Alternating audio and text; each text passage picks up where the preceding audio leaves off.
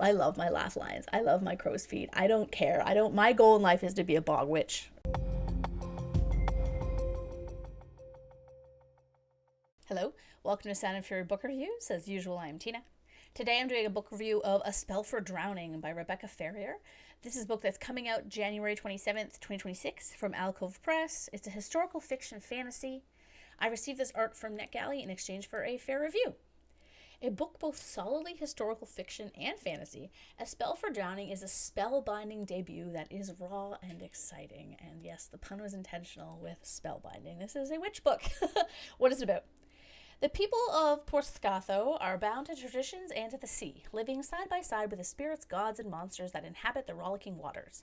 When Kensa and her half-sister come across a dying sea beast on the Cornish shore, Kensa is quick to claim credit for the discovery, and in so doing steals the glory and her sister's position as apprentice to the local wise woman.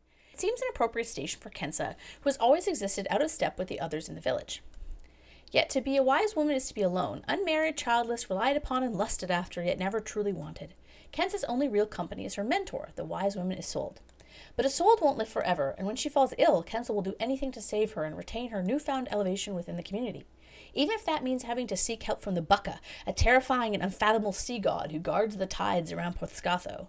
In doing so, she'll risk her life, her family, and everything she's sworn to protect.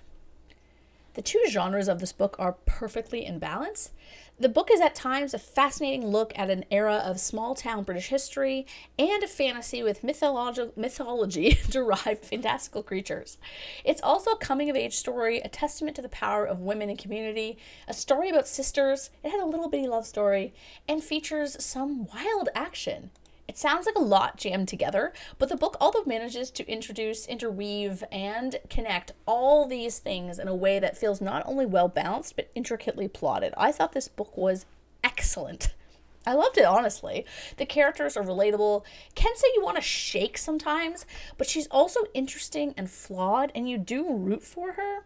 Her relationship with her sister is totally understandable, at least to me, and especially given their ages. Like, in most of the book, the younger one is 15 and Kensa's like 20 or 21, so like they're young. When I was in my late teens, my sisters, who were younger than me, they pissed me off to no end. I was like, I want to wring their necks all the time, like almost for no reason. But now, in my later years, they are, as the expression goes, my ride or die. They are my core family, and they mean so, so much to me.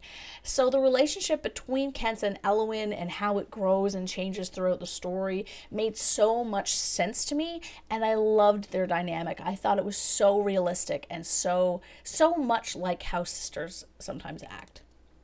The book is also super visceral. It has a lot of like interesting kind of almost not body horror in a way, but things aren't shied upon. There's a lot of kind of like it's messy in the sense that the medieval kind of era, it's not really medieval, like I guess it's medieval, this time period is messy, like there's no sanitation.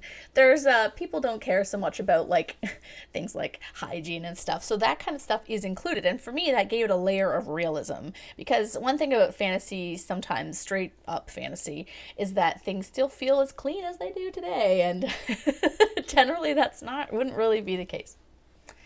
I'm also kind of hit or miss with witch stuff. Sometimes it's too like whimsical or heavy-handed for me, but this one really pared it down to a blend of mysticism and simply women's wisdom. A mix of midwifery, healing, natural remedies.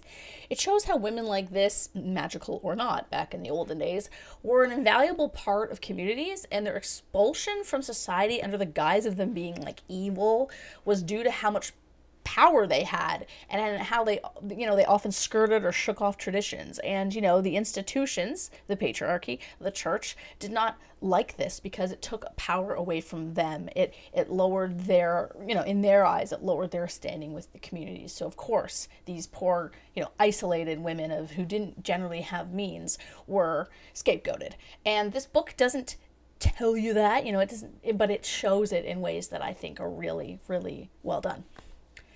The book just has some fantastic scenes, too, that were so entrancing. I can't really talk about them because they're spoilers, but there's a very slight kind of horror element that was really well done, too, near the end.